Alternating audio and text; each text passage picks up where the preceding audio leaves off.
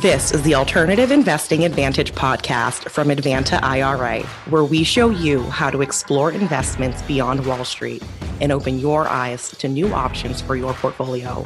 It's time to take control and give yourself the freedom to choose where you invest your money.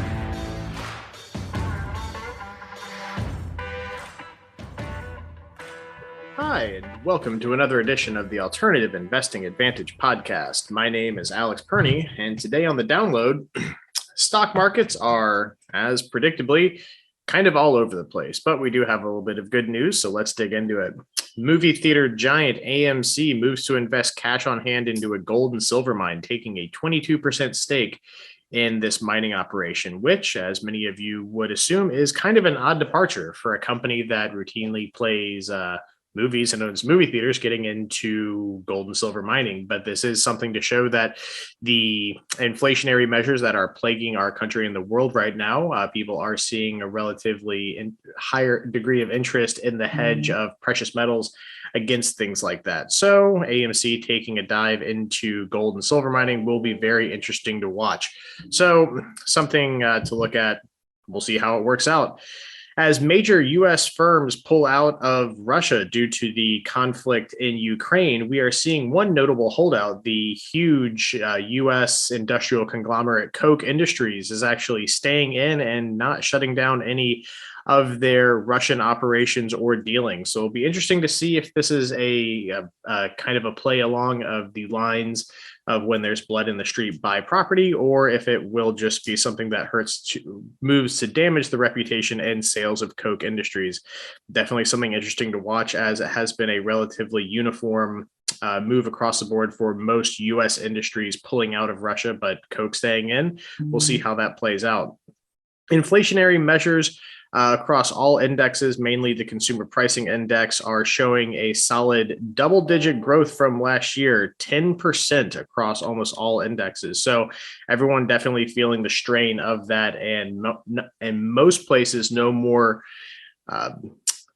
evident than at the gas pump, with the average US dollar per gallon of gasoline inching into the mid fours for everywhere in the United States, reaching up into the mid nines for some places in California. Just absolutely astronomical prices. However, some good news is that we are seeing a pullback in the oil prices, as the price per barrel of crude oil is falling back from the hundreds down to $95 per barrel of crude oil, as we're seeing today.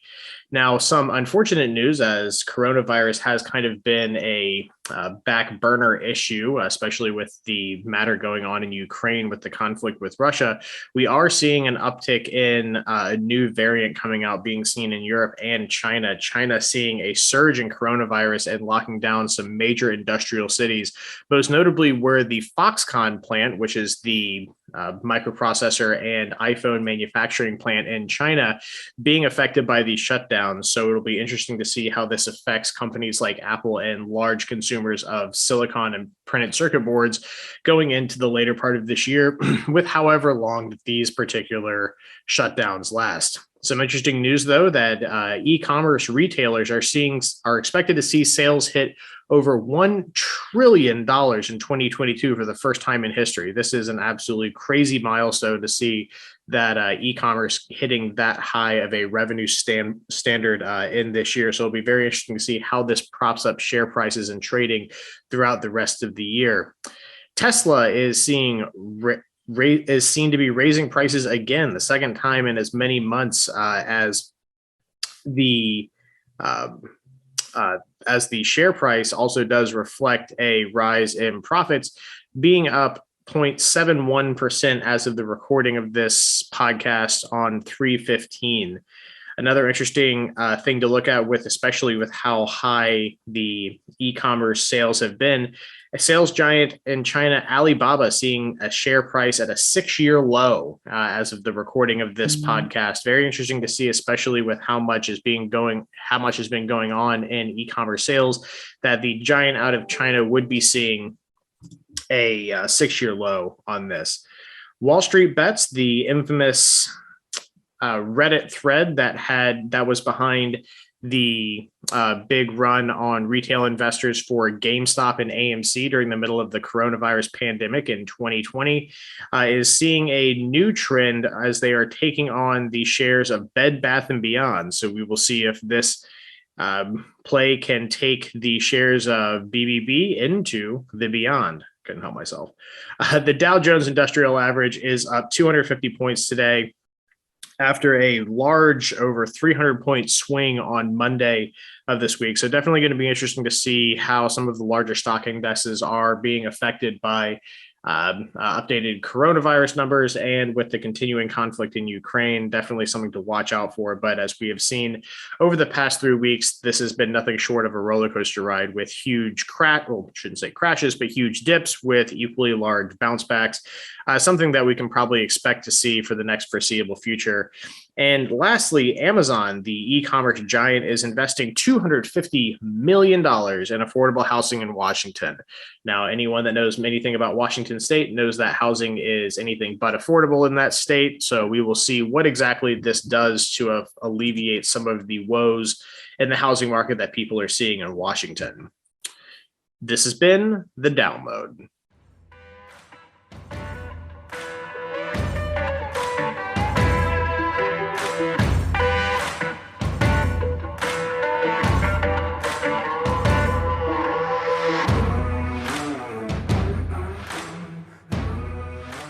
Today on the what is compound interest?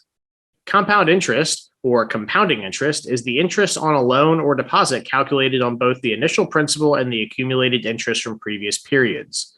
Thought to have originated in the 17th century Italy, compound interest can be thought of as interest on interest and will make the sum grow at a faster rate than simple interest, which is calculated only on the principal amount. The rate at which compound interest accrues depends on the frequency of compounding, such as the higher number of compounding periods, the greater the compound interest. Thus, the amount of compound interest accrued on $100 compounded at 10% annually will be lower than that on $100 compounded at 5% semi-annually over the same period.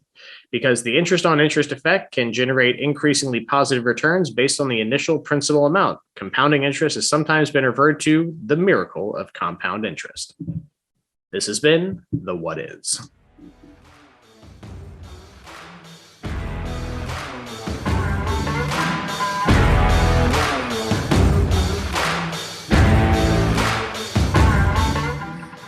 Hi, everyone, and welcome to another edition of the Alternative Investing Advantage podcast. My name is Alex Perny, and today we are very pleased to welcome Laura Spaulding with Spaulding Decontamination, a nationwide decontamination company that focuses on all the things that you don't want to have happen in a piece of real estate, everything from a dead body to a meth lab and cleanups and things like that, but especially focusing on what real estate investors want to understand is how to find discounted properties in such a hot and crazy market. And when a property has, let's say, an unsavory occurrence happen in it, people oftentimes try to unload those things, and you can find great discounts if you're willing to look in places that other people aren't. So I'm very pleased to have Laura on with us today. Laura, thanks for being with us. Oh, thanks for having me, Alex. I appreciate it. Absolutely. So I'd like to first kind of get in, to the basics of, how did Spaulding Decontamination come about? Obviously this maybe wasn't your first professional career path. I know y'all have been growing like crazy. So give us a little bit of an idea of, kind of where you came from and the genesis of what is now Spaulding Decontamination. Sure. So right out of college, I got a job in law enforcement. So I worked in the Kansas City, Missouri area. And I did, kind of patrol. Then I went undercover for a while, did undercover narcotics. I did Vice. So I did that for about 7 years and then kind of really just became disenchanted with the low pay, crappy hours. And I started to really look for a business that I could start or run or buy or whatever. And, with little money, no, business credibility or anything. So my options were very limited. But one day, kind of while working a homicide, a woman asked me when we were going to come back to clean. And I had never been asked that before, and I didn't know how to answer it. and all the homicides that I've worked over those 7 years, and no one had ever asked me that. So when I started looking into it, I realized there's a huge void there. That at that time, there was very little to no one, 2005, 16 years ago, helping these people or cleaning this stuff up. So that's kind of how the business came to fruition. And I originally thought, I would kind of start it as a side hustle. I never realized, that it would be as large as it is today. Yeah, that's great. And just kind of, tangentially, if people, if you're kind of coming as to from our side of things, from the Advanta side, I would encourage you to check out their social media. It is engaging is probably the best way to say it. I have kind of a funny story, is that one of your associates reached out to me right after lunch when I was literally watching some of your YouTube videos. It popped on my Instagram or something, and I don't know why I was watching what you're doing at lunch. I don't know why I was doing that, but literally right afterwards, I get an email from someone for decontamination, and I'm like, oh wow, Big Brother's watching me. This is. But it was kind of interesting getting plugged in, because I had never really kind of thought about that before. I deal in so many different interesting, creative ways to find real estate deals. People, structuring weird, I shouldn't say weird, but interesting, Sure. like notes and options and all this kind of crazy stuff. But people are always basically dealing with, when they say, the property needed a lot, they're talking about, okay, maybe there was some drywall damage, or, they had some people that trashed it with a party or something. And, they're saying, oh, here's how I found this. And then, kind of coming to talk to your office and saying, oh, wow, it's like, oh no, someone was murdered in here, or there were 2 dead bodies, or there was a hoard or something. And I'm like, wow, there's a whole other side of like finding properties in interesting situations that you can find at a discount. Yeah, our version of rehabs and everybody else's is quite different. That's for sure. Yeah, absolutely. So, give me an idea of, obviously you kind of start, you got your start in law enforcement. Someone asked you, it's like, hey, when are you going to come clean this up? Obviously that's going to kind of bring you into the part of saying, okay, great. Well, tell us about kind of when the first time you started looking at, getting ideas of investing in property. Because I'm sure you had maybe one person say, hey, great, you cleaned it up. I want nothing to do with this house anymore. So when did the light bulb kind of come on for you of saying, oh, wow, there might be some investment opportunity past just the business opportunity here? Yeah, it was one of those things where I've always loved real estate. It's always been kind of a passion of mine, and I never really thought that I had enough money to get into it, or the know-how to get into it. And one day I was out estimating a hoarding property, and it was severe, like really, really severe. And the lady made a comment of, I just need to get this cleaned up so I can sell it.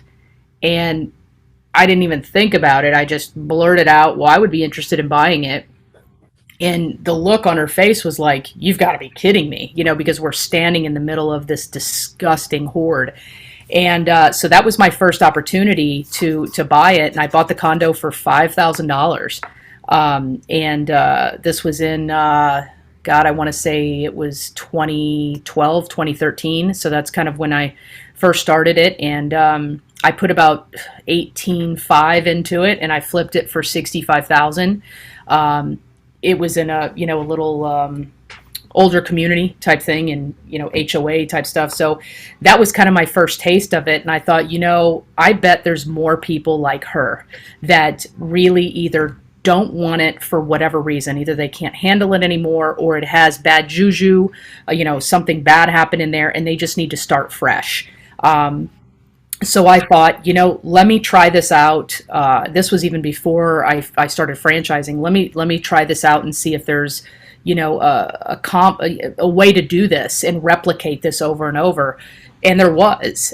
So I started just kind of making offers on absolutely every house that we went to, whether they wanted to sell or not. And, sometimes it would be a no. And then 3 or 4 years later, they would say, okay, I'm ready now.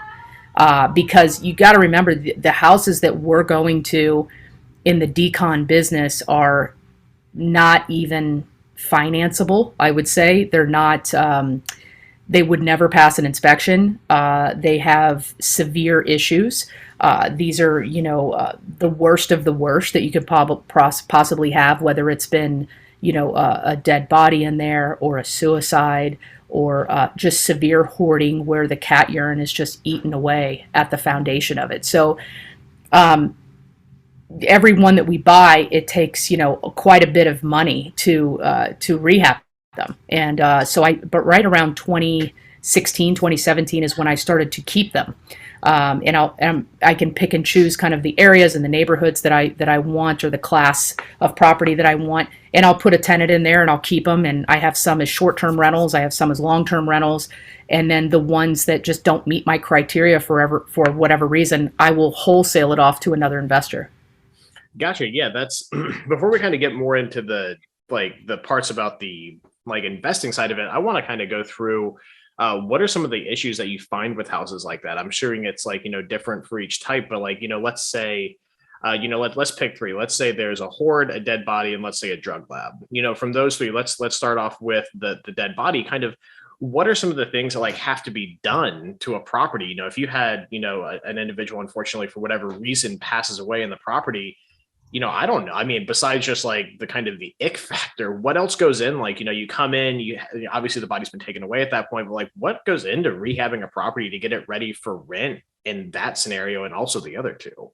Yeah, it's pretty intense, because not only do you have a huge odor issue, but you have to make sure that whatever the person died on, those particular foundations are removed and replaced. And sometimes they're pretty severe. We've had some where they've literally bled through the subfloors and into the unit below, or into, we had a mobile home, we literally had to jack up. The blood went all the way through the flooring, the subfloor, and then the concrete block that it was sitting on.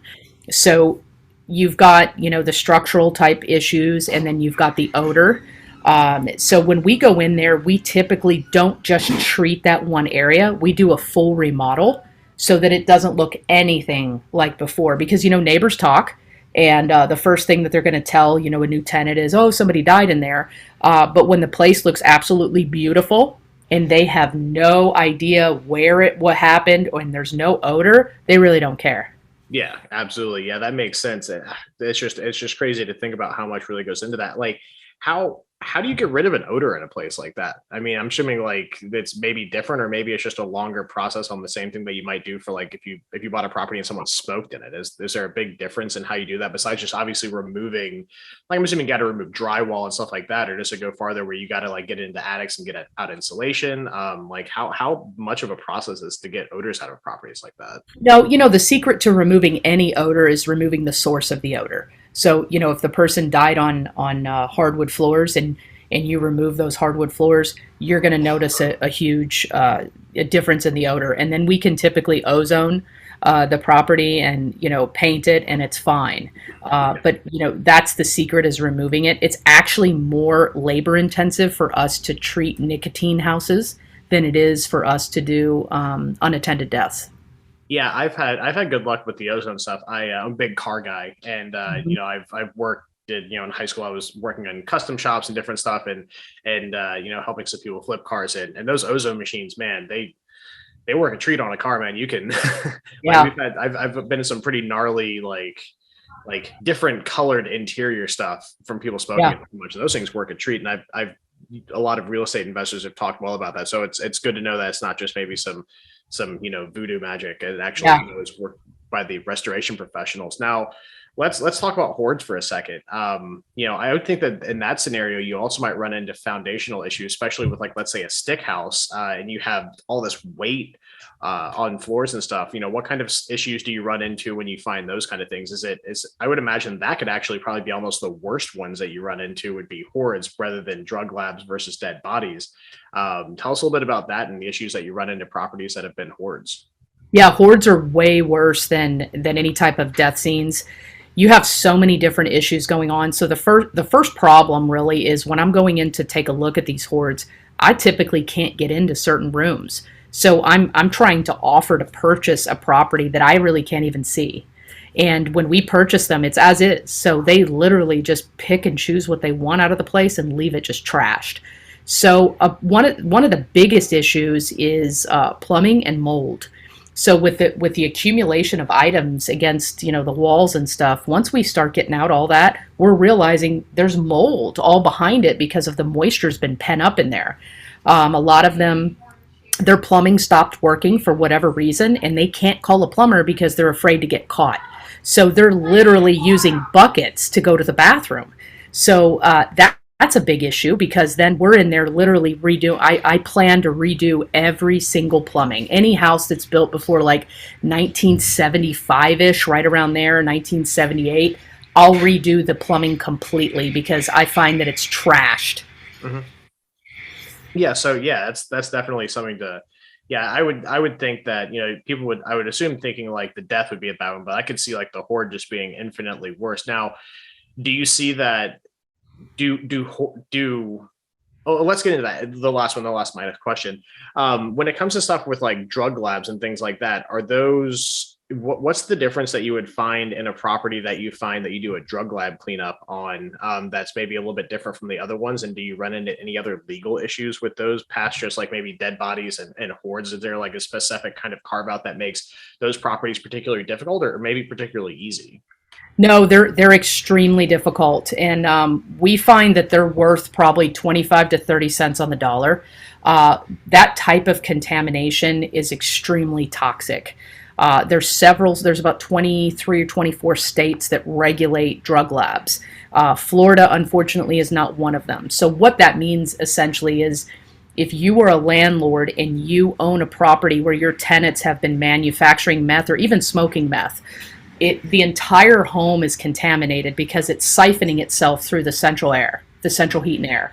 So if they get busted, they get evicted, they get arrested, that landlord has no obligation to have the property remediated. And most landlords don't know that you can't just slap a coat of Kills on there and it goes away, because meth off gases and it will penetrate through that paint. So it is toxic. You can be sued for it. But the problem is, when you have a state like Florida that doesn't regulate it, it's kind of cowboys and Indians. We could be staying in hotels, we could be renting properties, we could be renting Airbnbs that none of them were treated for methamphetamine, despite the fact that the owner was aware of it. But you go to another state, like say Tennessee, our closest state that's regulated, it's very, very highly regulated. You end up on a quarantine list. That means that you can't step on the property, can't rent it, can't sell it, can't do anything until you hire a contractor like us to decontaminate it, and then a third party comes in and clearance test it to make sure that it's safe for human occupancy. Yeah, that's wild. I mean, I would imagine, especially for people like in the state of Florida, I mean, there's liability issues that go along with that. So Yeah. although we don't necessarily have a state regulation saying, hey, you have to do all this, if you're a real estate investor and you at all know about it, I would say at that point, it's probably a good idea to try to have it remediated. What's it look like to remediate? Because I mean, at the end of the day, that's more like a chemical issue. Like it's like, if you talk about like cleaning up like a chemical contamination, that's basically what you're talking about with a drug lab or some type of manufacturing issue. So what do you do in that case that's different from, like a horde or a death? Well, the cleaning process is extremely different. So we have a process where we don't have to remove the drywall, but you do lose your appliances, your electronics, all your soft goods. So if you have carpets, curtains, couches, like you lose most of your contents in there. So it's left as basically a drywall shell. The most expensive thing to put back in is all your AC, air handler, ductwork. If they have been using the plumbing to dump their chemicals down, their meth-making chemicals, it could corrode that plumbing as well. And then the entire plumbing would need to be redone. If you're on a septic, that needs to be pumped and inspected as well.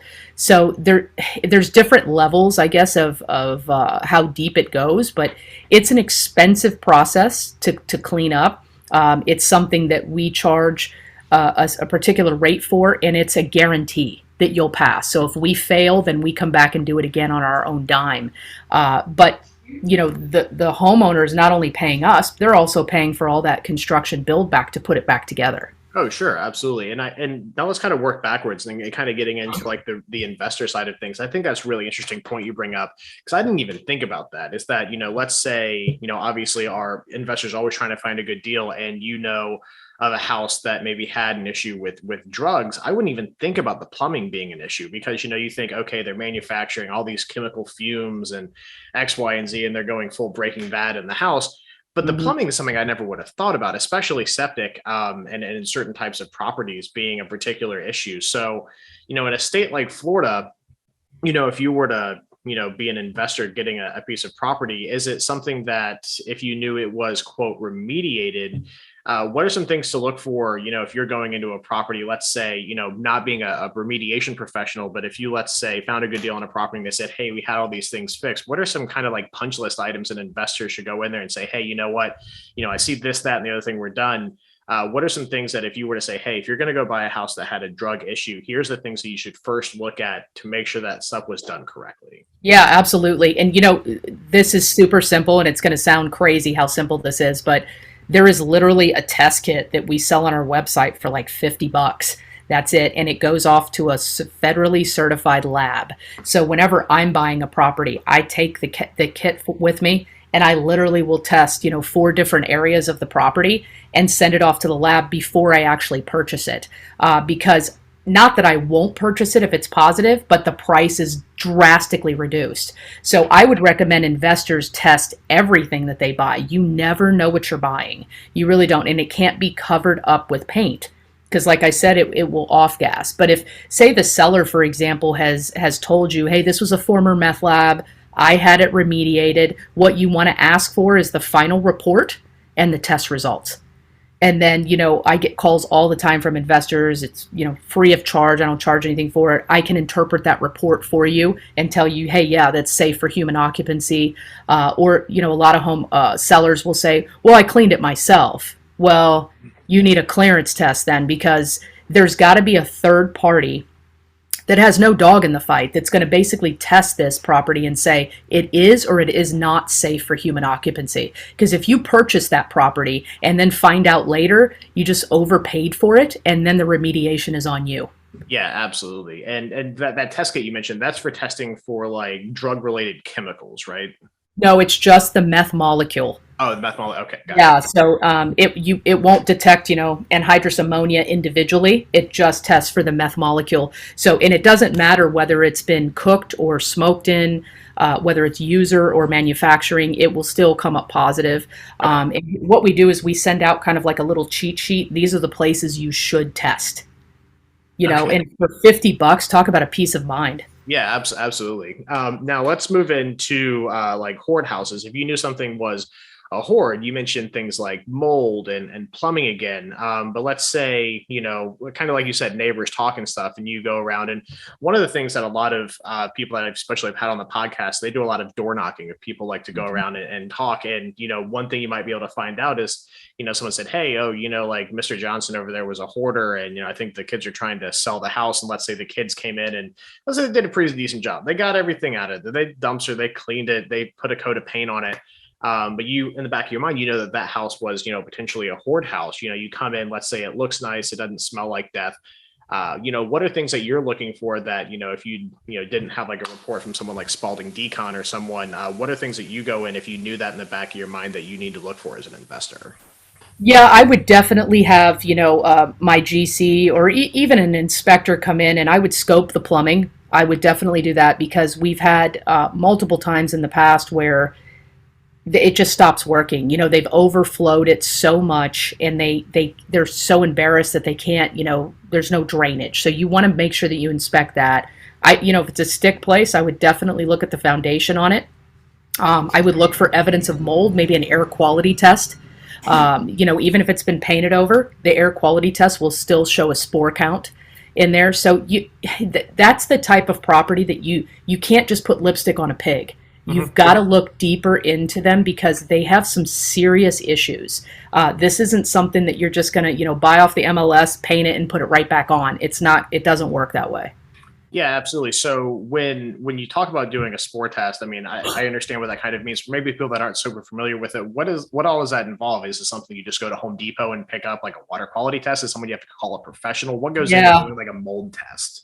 So yeah, there's a mold test that you can buy at Home Depot, but what that is a surface wipe. But if you're visually not seeing anything, the surface wipe is probably not going to pick it up.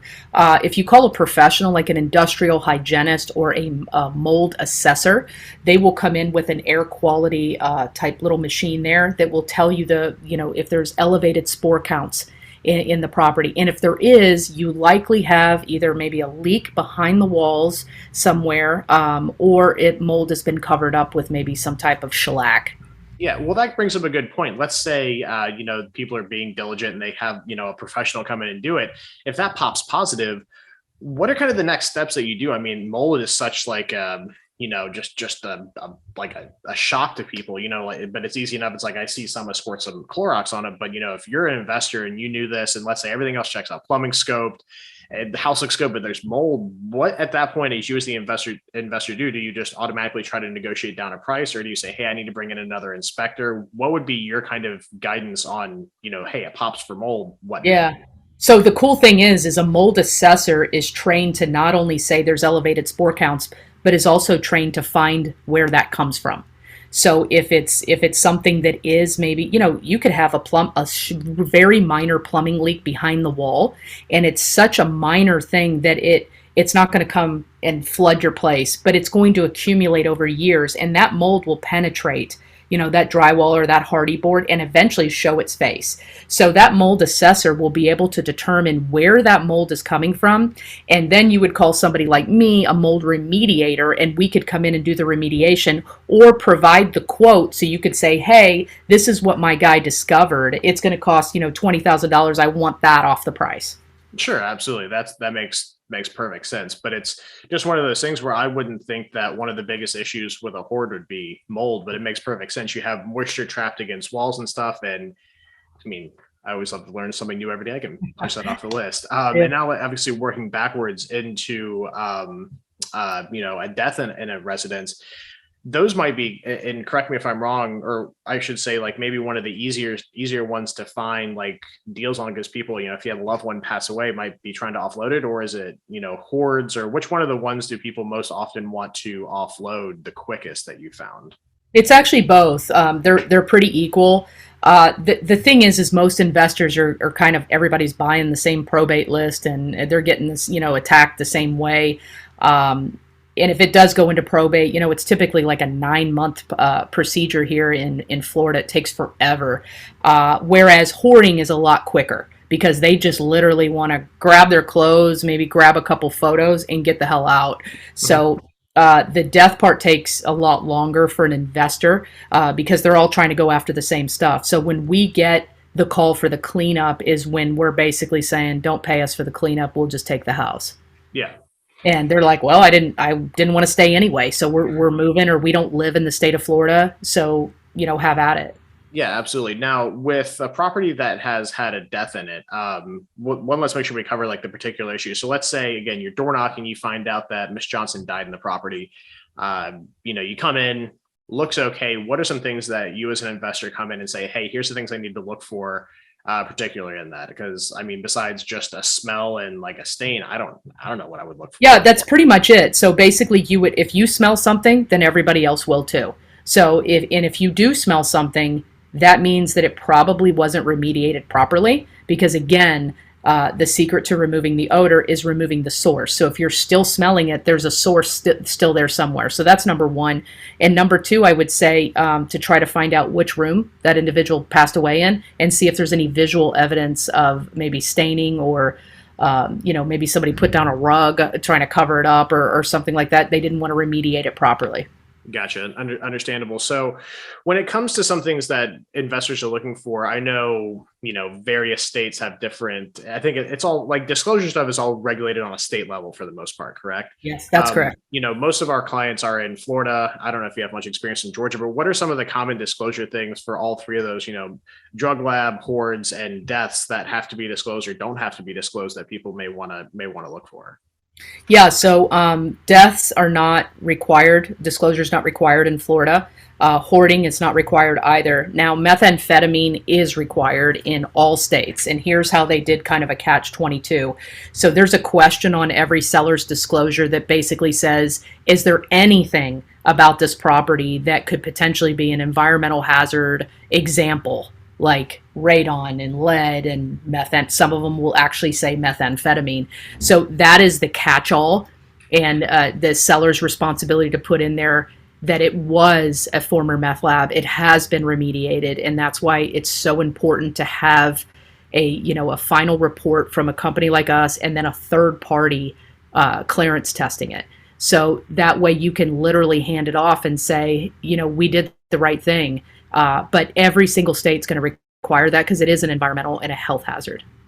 Gotcha. Yeah, that all makes perfect sense. So, I think those are probably the big three things that I wanted to cover. Now, are there other types of remediation opportunities that you see? I mean, those are kind of the big three, but you mentioned things like radon and other stuff. And I had a fascinating conversation with a guy about how they do radon remediation. I never realized it was something as simple as just like a vent fan and a test, just to like move it out of a basement. I'm like, you don't do anything else? Like, no, you just like kind of like put a fan in there and then you test it, and I'm like, really? I'm like, that simple? I'm like, okay. But like, are there any other kind of things that you see as opportunities in the line of work that you do that investors can kind of look towards as far as opportunities out there in these markets? Yeah, definitely. I would say mold. Mold is a big deal. I see a lot of investors maybe underestimate mold a little too much. So it's heavily regulated in the state of Florida. In order to remediate mold, we have to be licensed. So you can't just hire your handyman to come rip out drywall. So there's a lot of things that go into mold, like containment, proper containment, negative air and air scrubbers. So if you send your handyman in and say, hey, there's black mold on there, just tear down the drywall. Well, the minute that person starts tearing down the drywall, the spores are now airborne and they're going somewhere. Okay, so I see a lot of investors maybe downplay, and it's probably just out of inexperience, that they think, oh, it's just mold, I'll just tear it out and put a new piece of drywall. It's not that easy. You have to do a lot more of air scrubbing and ventilation, and make sure you have proper containment. So I would definitely say, if you're looking at a property that's inundated with mold, don't just say, oh my God, I can't buy it. There's definitely an opportunity there, but you need to know, what state are you in? Do you have to hire someone, and how much is it going to be, so that you have all the facts going into it? Yeah, and what's the best way to kind of negotiate that? Let's say you go into a property and you did a mold test.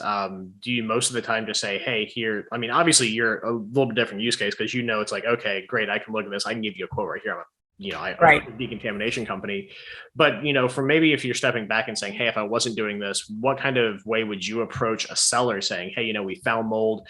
Is it just saying, hey, it's going to cost me $20,000, I want a $20,000 discount? Or are there any other kind of creative ways to go about kind of having that conversation with someone with a mold issued property? Yeah, I think the best way to handle it is to basically say, listen, we did it. Most of the time it's blatant, like for us, it's everywhere. Yeah.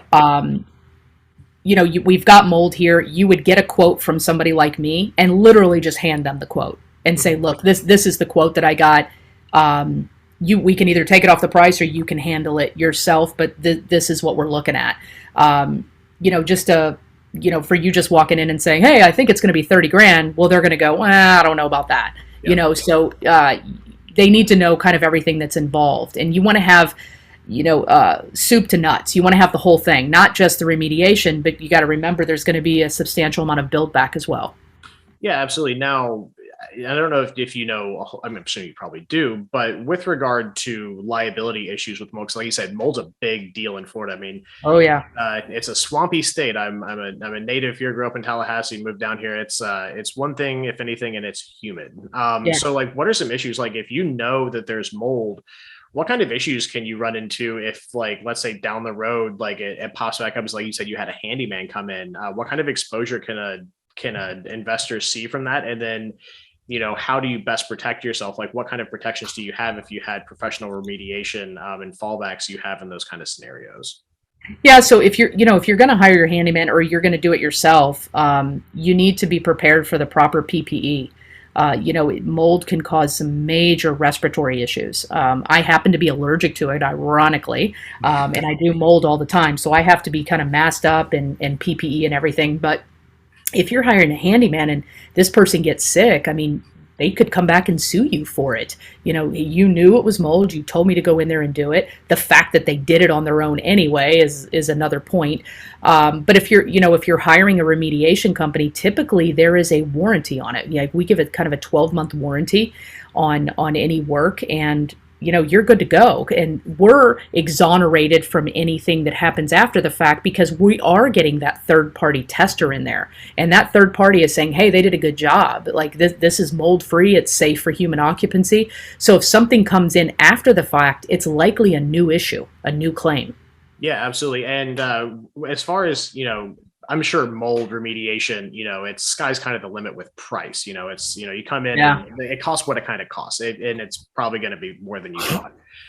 But with, the third party testing, how much does that cost? Because I mean, I just don't even know, like what kind of cost basis is that for an investor? So I would say it's between $750 all the way up to, I've seen about 3,000, and it depends on the quantity of swabs that they're sending off to the lab. Mm-hmm. And then when they do their air quality test, they send cartridges into the lab as well to measure that spore count. Yeah, and I'm sure it's all, property size, all that kind of stuff. Yeah. Well, obviously, yeah, the bigger the property, the more you have to take. Yeah, and, let's just kind of also go through, I think it's been great information we've gotten through since we're kind of coming towards the end of it. What, like, costs associated with this stuff? Because, people think this stuff and they say, oh, it's going to cost a lot. But obviously, like you said, you bought that condo for $5,000, which, kudos to you for that. Because I started my career in investing in around 2012 as well. I've been doing this for about 10 years now too. So I kind of saw some of those deals, they were even few and far between back then in 2012, 2011. So, a real estate investor comes in, it's like, yeah, you can get it at a discount, but what kind of cost do you see associated with, let's say, a death remediation versus a hoard, which is, I would imagine hoards and drugs are probably the two most expensive to get into. So what kind of general cost, what are kind of some, obviously, everything is probably going to range, sky's the limit. What are some kind of baseline costs that you see, like bottom end of what stuff normally costs, and then what a typical, like how it tiers up from there? Yeah, so I would say on a drug lab, it's typically between 12 and 30,000 on average, depending on the size of the property, and that's not including build back. Yeah. That is just your absolute remediation and your clearance testing with the lab. For death related stuff, it's typically between 6 and 10,000, depending on the room that it's in. Liquid finds the path of least resistance, so the same with blood. So if someone's deceased in the bathroom or the kitchen, it's going to be a higher cost because you have all those cabinets, you have flooring in there, and it just travels through the kick plates and appliances, and you can imagine it gets really hairy. Hoards, it's everything from $3,000 to probably $8,000 on average there. Now, the difference with a hoard with the actual hoarder client or an investor are very different, because the hoarder typically wants us to sort through things, like literally for hours. We'll just sort through things, looking through paperwork and items. Obviously, investor doesn't care. They just want all the stuff out. So an investor would be, on the very low end. You're basically just looking at labor and dumpsters to get it all cleared out.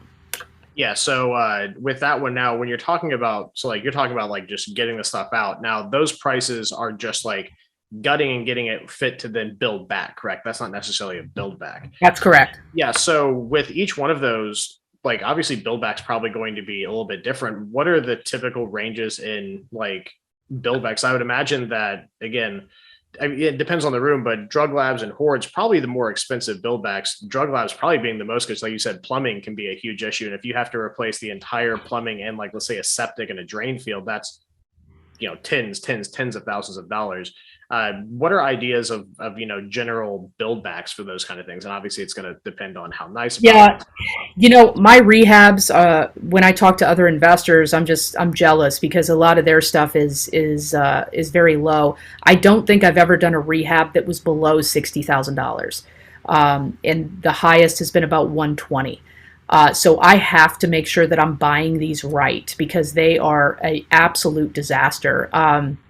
I try to use the same contractors and crew and subs for all my stuff, and the materials, as everybody's talking about, is skyrocketed. So the bad part is that if I have a property that I want to buy and we're agreeing on a price, and bam, it's solidified on the price, and then, oh gosh, it's in probate, and then 6 to 9 months later, oh my God, electrical, conduit, and everything has just tripled in price. So I've got to make sure that my numbers are right and that I have a buffer in there. Yeah, these are the thing, I'd love to say that it's a stagnant number, but unfortunately it's very dynamic. It just keeps moving, far more than I've ever seen since I started. And what kind of discount, like typically do you see on these types of properties? Let's say, the comps for that, 3.2 in a particular neighborhood are 250. What kind of typical like purchase price are you seeing if like the average, like let's say run of the mill is 250? What kind of like, where are you normally trying to buy at? Is it 100? Is it 80? Like where do these price points exist? Obviously you're saying that, it might need 20,000 of remediation and 60,000. You're talking about 80 grand right there on just work the property needs. So where are you seeing and trying to buy these type of distressed properties at? So I'm still at 75% before repairs. So I try to stay consistent with that. Now, if it's a drug lab, I'm typically paying about 50 cents on the dollar for those properties, just because not only do you have the scarlet letter, you have an exorbitant amount of bad juju to overcome. And remember that I'm stuck with the obligation to notify anybody who rents or wants to buy it if I choose to sell it. So that's a burden that I'm not prepared to pay 75% on. So I think 50% is very fair for them to unload it and walk away, and then the burden becomes mine. Absolutely. And lastly, besides someone going out there and opening up a Spaulding franchise, how do people what are ways that, you can, or being a police officer, what are ways that some people can try to kind of find these properties? Obviously door knocking is one way. Are there any other ways that investors can kind of try to plug in and look for this stuff out there to try to maybe find these properties at a good discount? Yeah, I've never been big on following kind of the herd, and the herd seems to be pretty big on, direct mail and, doing all the same stuff over and over. And, when those sellers are getting 30 postcards, they all look the same, different name and phone number on them. You got to do something different. So, I would suggest maybe networking with other restoration companies and providing them with maybe a finder's fee. We also have a list that we keep, and we have 56 locations across the country. So if there's an investor that is interested in buying these properties, we wholesale a ton of them. And I would say, my location and maybe one or two others keeps a lot of our properties, but the rest of them are 100% wholesaling them off. So, get on those lists, offer, a finder's fee, and they will feed you and feed you well. No, awesome. That is some fantastic information, and I think that's a great place to bring this in for a close. Laura, I know you have a huge social media presence. Maybe shout it out of where people can find y'all, because like I said, I maybe wouldn't recommend watching it over lunch. I did. Your results may vary, but it is captivating to say the least. So where can people find what y'all have going on? Yeah. So if you're on YouTube or Instagram, it's at Crime Scene Cleaning. And not only do we do the actual cleanup stuff, but we have our rehabs on there as well. So where we're buying it and transforming it and basically showing the entire process. We're on TikTok as well at Crime Scene Cleaning, and then Facebook is Spaulding Decon. So reach out if you want to get on our buyers list. We have, like I said, 56 locations all across the country. You can find the map on spaldingdecon.com on locations, and just send us a message and we'll put you on our list and we'll wholesale it off to you. All right, fantastic. We'll bring it in for a landing there. Thank you very much, Laura, for being with us today. This has been another edition of the Alternative Investing Advantage podcast, and thanks for joining.